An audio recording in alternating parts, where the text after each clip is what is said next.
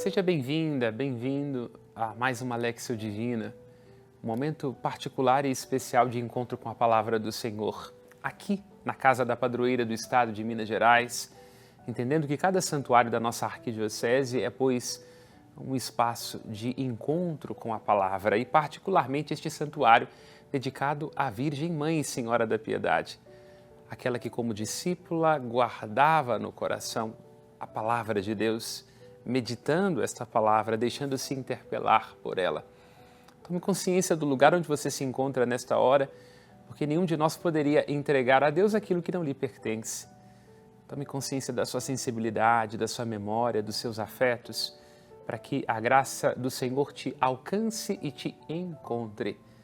A Lexio Divina é um tempo que nós damos a Deus, sabendo que nossa existência é para Ele, mas também uma oportunidade que nós damos a nós. Aqui da Casa da Mãe Padroeira, os meus votos é que seja um momento de respiro, de encontro com o Senhor. Nós clamamos a vossa presença, ao Divino e Santo Espírito, que seja derramado em nossos corações, Espírito que sois Pai dos órfãos e das viúvas, protetor, consolo que acalma as agitações de nossa alma.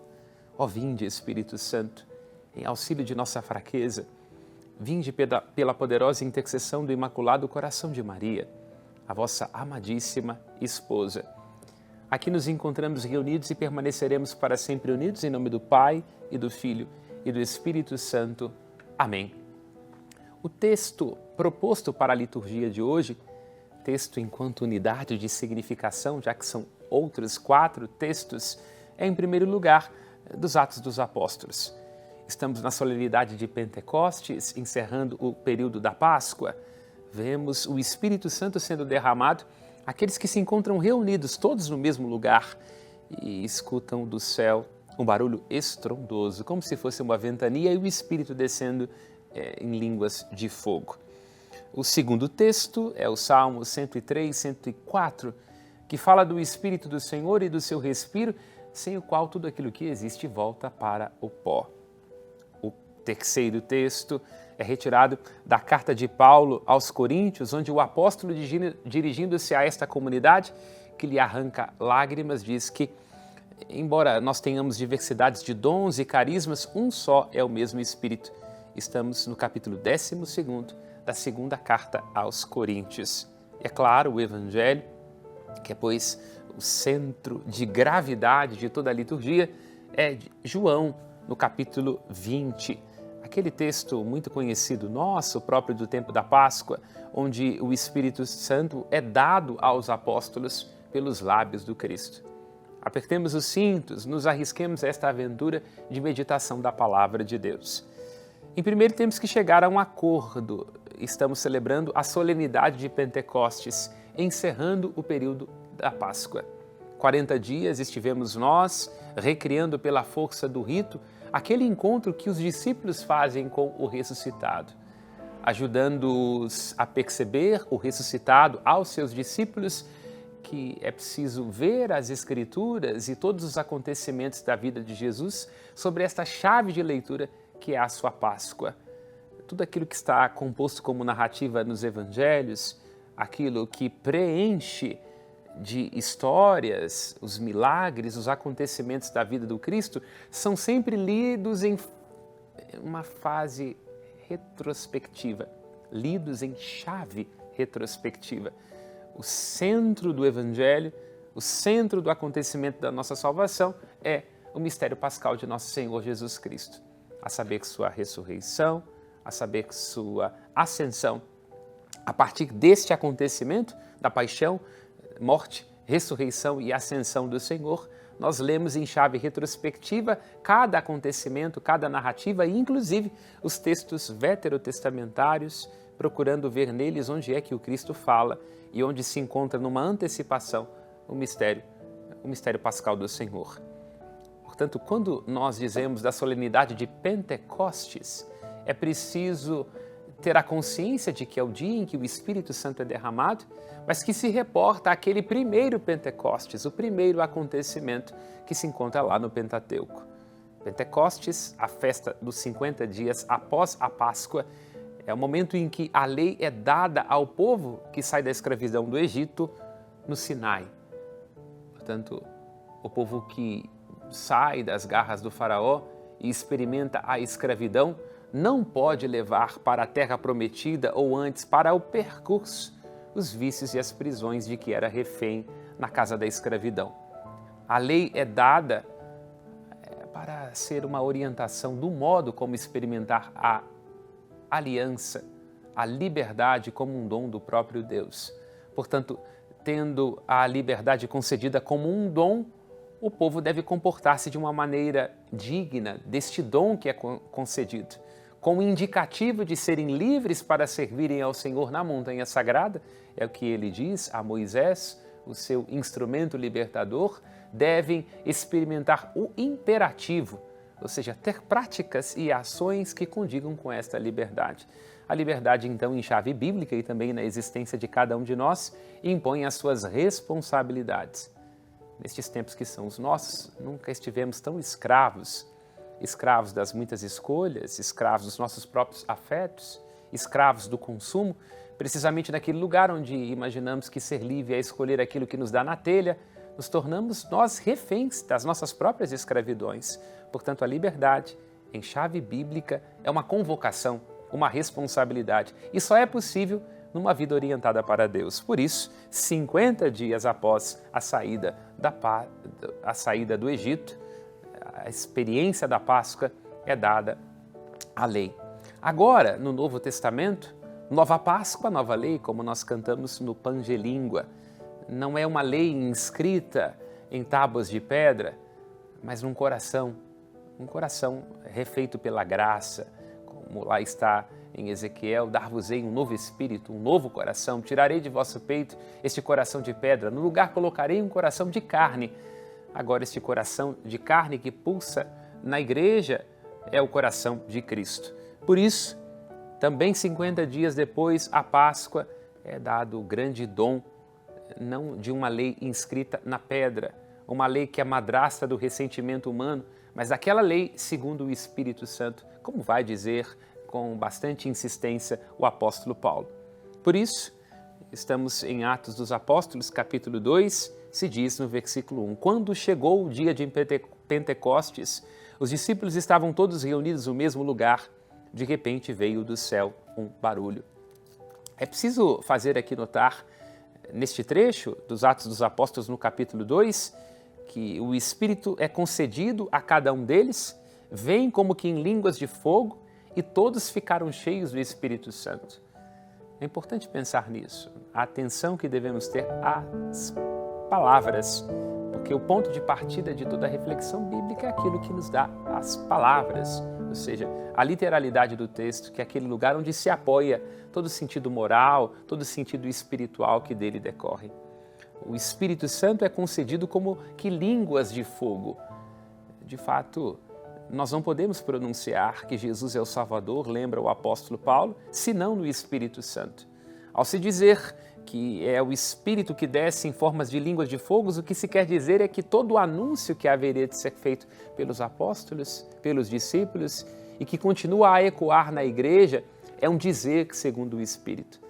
Quando nós vamos vendo ao longo dos Atos dos Apóstolos essa dimensão do anúncio, sempre se insiste a palavra que é anunciada. No grego há uma dimensão passiva, portanto, aquilo que é anunciado não parte dos apóstolos.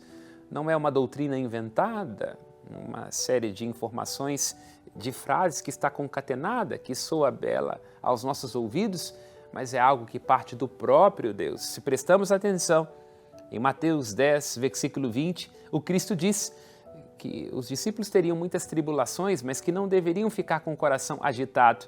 Não sois vós que falareis, é o Espírito do Pai que em vós há de falar.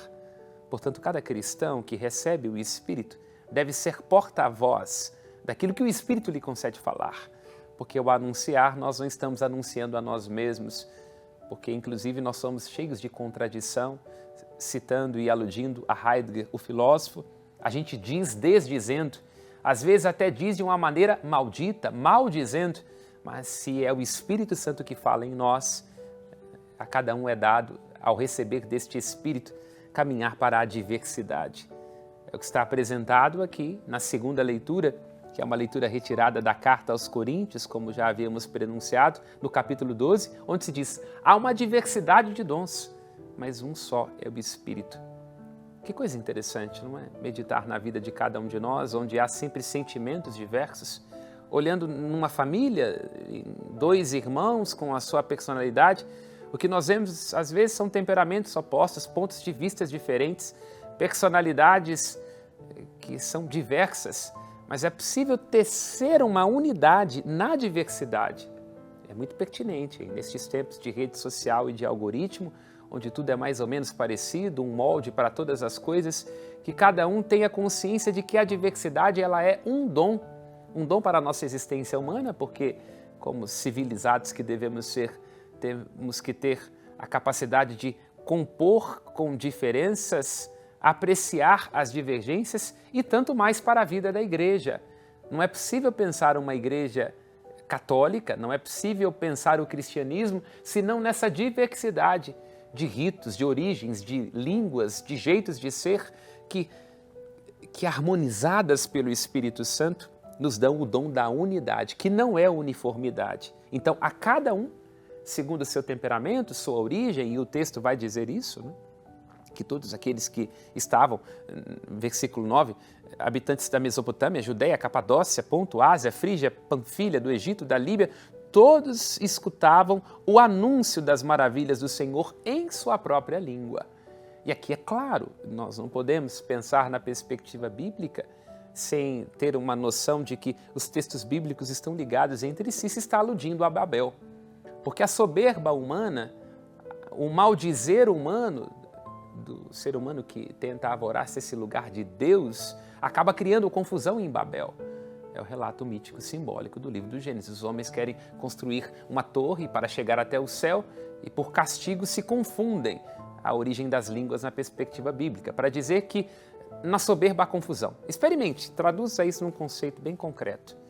Estar dentro da sua família, dentro do seu casamento, tentando discutir alguma coisa com alguém e apenas ligado à sua própria perspectiva e à sua própria vontade. Há um momento onde o desejo de afirmar o próprio ponto de vista leva ao ensurdecimento e a gente não se escuta. E quando não se escuta, começa a gritar. Num sentido diverso disso, de que está em Babel, do que pode ser experimentado na vida de cada um de nós, a Pentecostes, onde a diversidade, as personalidades diferentes, elas acabam convergindo para a mesma unidade, onde todos se entendem. E aqui é claro, se estamos numa Léxio Divina, precisamos da dimensão orante. Ore em sua vida e tome consciência de como, ao deixar-se conduzir pelo Espírito, há mais consenso, há mais pontes do que muro, há mais entendimento do que desentendimento. Se há a presença do Espírito Santo em nossa existência, nós somos capazes de, mesmo na diferença de pontos de vista, convergir para a unidade. Porque há uma diversidade de dons, vai lembrar o apóstolo Paulo na carta aos Coríntios, mas um só é o Espírito Santo. A cada um é dado a manifestação do Espírito em vista do bem comum. E aqui é muito bela esta metáfora do apóstolo Paulo, onde ele traz essa dimensão do corpo. Né? Assim como um corpo tem muitos membros, embora seja um só corpo, assim também acontece com Cristo. Aqui é uma dimensão muito bonita da fé cristã, porque se o Pentecostes no Antigo Testamento é o dom concedido aos que são da raça judaica, hebreia, são aqueles que são descendência de Abraão segundo a carne, agora o Espírito Santo é derramado a todos, aqui representados, versículo 13, não há diferença entre judeus ou gregos, escravos ou livres, todos somos batizados num único Espírito.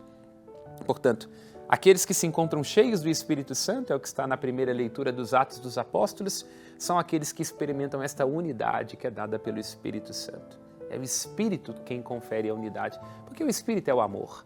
O amor de Deus foi derramado em nossos corações, lembra o apóstolo Paulo, graças ao Espírito que nos foi dado. Então nós não nos unimos do ponto de vista doutrinário, nem político, nem porque somos parecidos, porque temos a mesma origem, mas é porque o amor de Cristo, ou seja, o Espírito de Cristo nos uniu. O Espírito é o amor, Deus é amor, a caridade.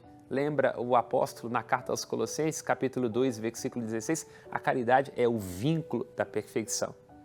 Voltemos, é assim que se faz a Léxio Divina, na oração, na recordação, ao versículo 11 da primeira leitura, onde está dito que todos escutaram o anúncio das maravilhas do Senhor em sua própria língua. A maravilha do Senhor, que maravilha Ele fez para nós. A grande maravilha do Senhor é o acontecimento de Jesus Cristo, o seu mistério pascal, que cada um é capaz de receber, de interpretar, de entender no próprio lugar da sua existência. É muito bonito pensar nisso. E o Salmo, ecoando a primeira leitura, Salmo 103, 104, fala: enviai, Senhor, o vosso Espírito e da terra toda a face renovai. O primeiro versículo do Salmo é: bendize, ó minha alma, ao Senhor. Ó meu Deus e meu Senhor, como sois grande. É bonito pensar essa dimensão de uma alma que bendiz, porque a alma no hebraico é nefesh, ou seja, é garganta, ou seja, neste lugar mesmo onde respira, onde nós recebemos o ar e a nossa alma transborda no dizer, porque a palavra não é outra coisa do que o som rendido. Quando nós pronunciamos alguma palavra, o que nós estamos fazendo é que todo o nosso organismo fonador, todo o nosso diafragma, nosso pulmão, nossas cordas vocais vibrem de maneira uníssona e assim se possa dizer, ou seja, o vento que habita em tudo que existe neste mundo, oferece-se como veículo, como transporte do que se encontra no segredo da alma. E qual é o ponto de partida da alma? O sopro de Deus. Então este respiro, que é comum a todo ser que vem a este mundo, que na perspectiva bíblica é vindo, tem sua origem no próprio Deus, tem como ponto de partida o Espírito. O ruá, o pneuma no grego, este sopro que habita cada ser que vem a este mundo, é aquele no qual nós bendizemos ao Senhor. É este sopro que, se for retirado das coisas, elas perecem e voltam para o pó de onde vieram. Muito interessante, né? Porque a gente se incha de saber e blasona, como lembra Padre Antônio Vieira nos seus sermões, roncando como porcos. Mas antes de tudo, o que deve nos inchar, porque a caridade, ela nos dá aquela verdade, lembra o apóstolo Paulo, que não é como conhecimento que incha, mas ela edifica. O que deve nos preencher é o Espírito de Deus.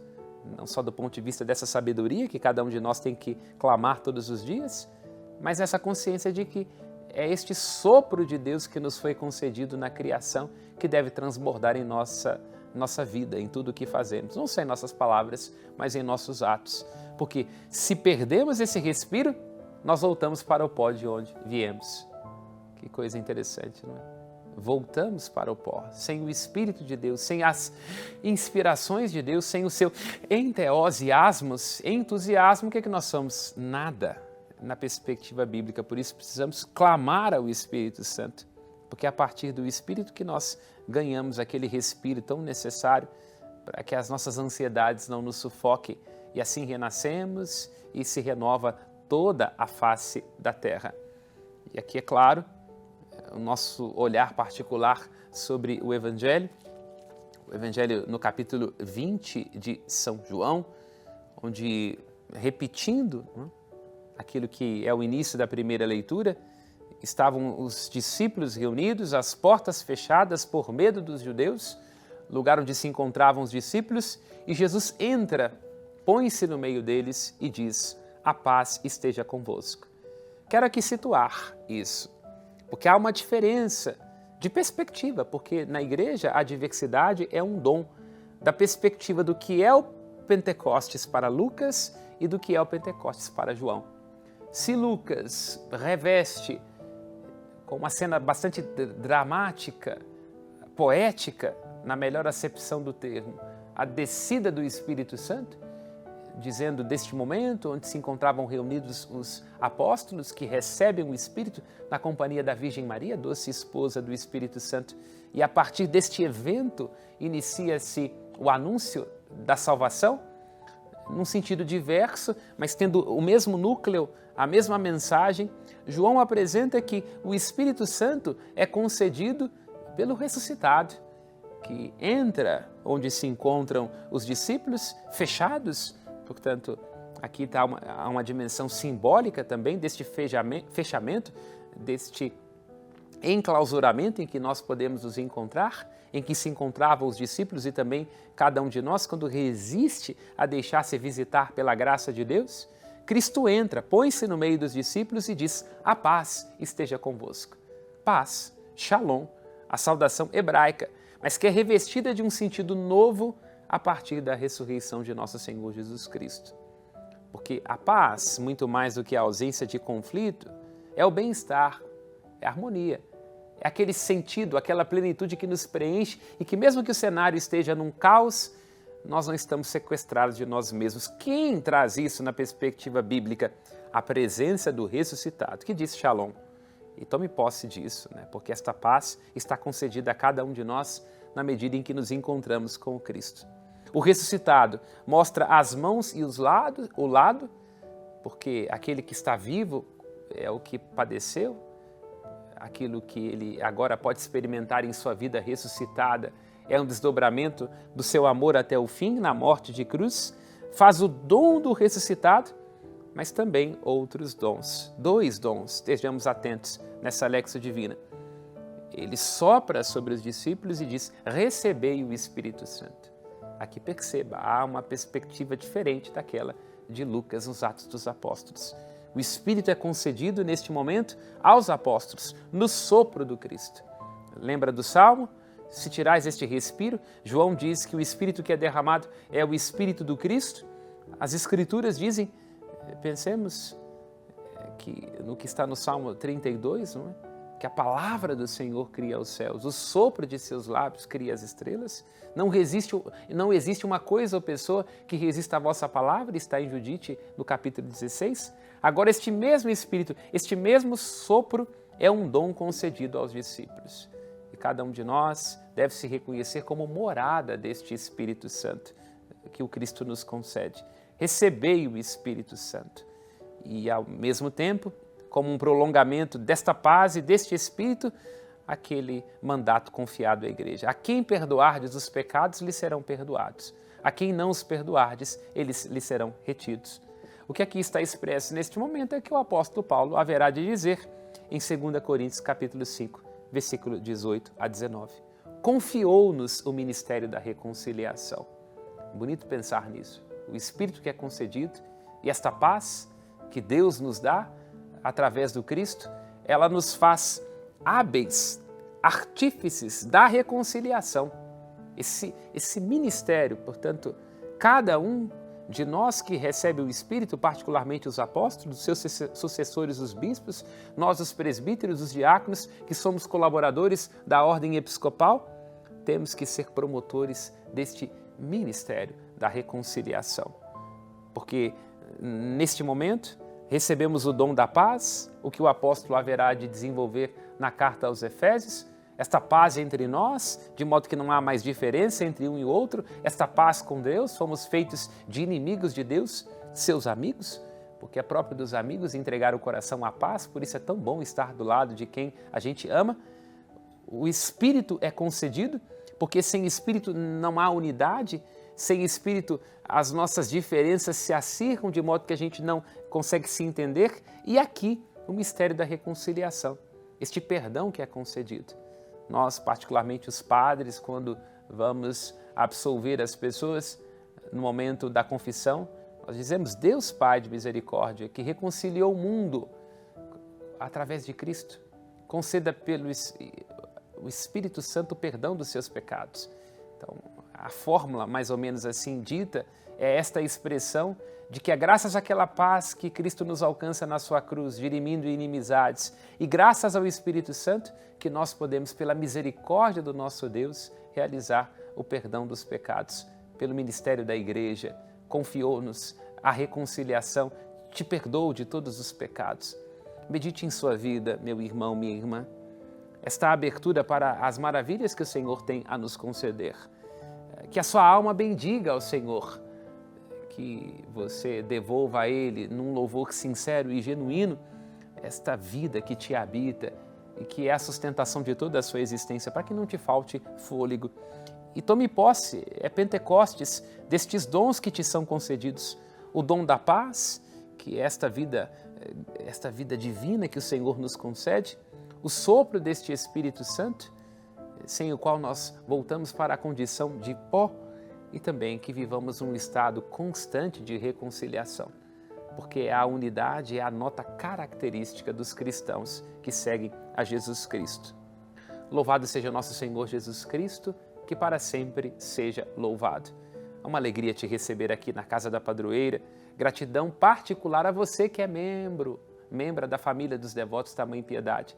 Deus te recompense esta sua generosidade. Pela poderosa intercessão dela, Senhora da Piedade, Santa Maria Madalena, Apóstola dos Apóstolos, a bênção do Deus Todo-Poderoso, Pai, Filho e Espírito Santo, desça sobre vós e permaneça para sempre. Amém. Ânimo, porque todo sofrimento é passageiro. Coragem, a recompensa será a vida eterna, e de em paz e que o Senhor sempre vos acompanhe. Graças a Deus.